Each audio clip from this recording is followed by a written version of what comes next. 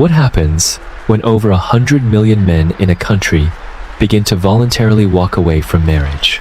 It sounds like the beginning of a social crisis. But what's even more surprising is that this is happening in China, and the reality is completely different from what many Western viewers might imagine. Many people assume that Chinese men must be more eager to get married than men in most other countries.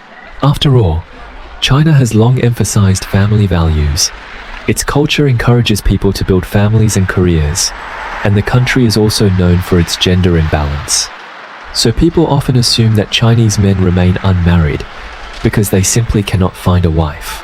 But the real story is this: an increasing number of Chinese men are choosing not to marry, even when they have the ability to do so.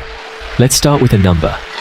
In 2013, China recorded its highest number of marriage registrations in history, reaching nearly 13.5 million couples. By 2024, that figure had fallen to around 6.1 million couples, the lowest level in decades. In just over 10 years, the number of marriages has dropped by more than half. Most people immediately jump to one explanation: young people can't find partners. But the situation is far more complicated than that.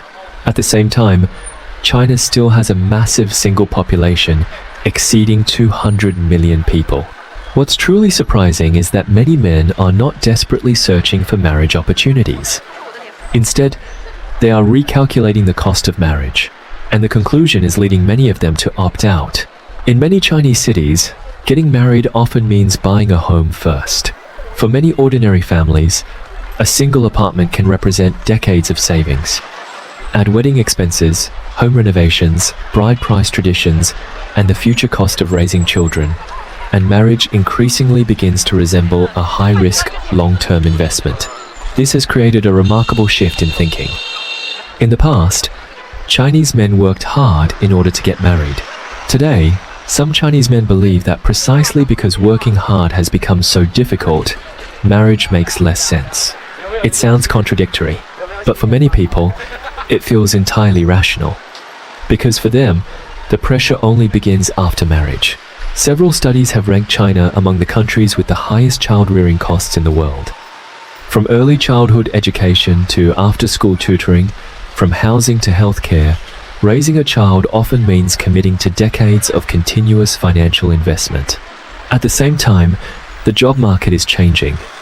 Many young people face slower income growth, greater career uncertainty, and increasingly intense competition.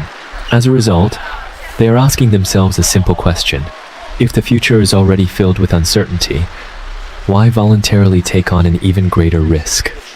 This is perhaps the most overlooked change in China's marriage market today.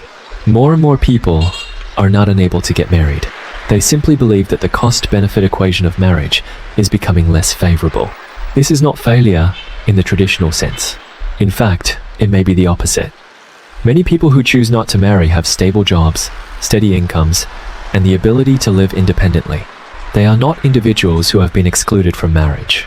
They are individuals who have chosen to leave the game altogether. For previous generations in China, marriage was considered a necessity. For an increasing number of young people today, marriage is becoming a choice. And the gap between those two mindsets may be far larger than most people realize. This shift is already reshaping society. In 2024, China recorded approximately 9.54 million births. Compared with the era only a few decades ago, when annual births often exceeded 20 or even 30 million, this is a completely different reality. Fewer marriages lead to fewer births, and fewer births, in turn, reshape consumer markets, housing demand, and the future labor force. Many businesses once relied heavily on family-oriented spending. Now they must adapt to the growing demands of young people living alone. A society once built around the family unit is gradually developing entirely new ways of living. Perhaps the most important point is that this trend is not unique to China. From East Asia to Europe, from developed economies to developing nations, more and more young people are rethinking the meaning of marriage. China simply makes the phenomenon impossible to ignore because of its enormous population size. So when we talk about Chinese men choosing not to marry, the real question may never have been whether they can find a wife. The real question is this: when increasing numbers of people conclude, after careful calculation, that marriage is no longer worth its enormous cost, are we witnessing a change in young people? Or are we witnessing a deeper transformation of marriage itself? And if one day, even more people arrive at the same conclusion, then what truly deserves to be re-examined? Young people or marriage itself?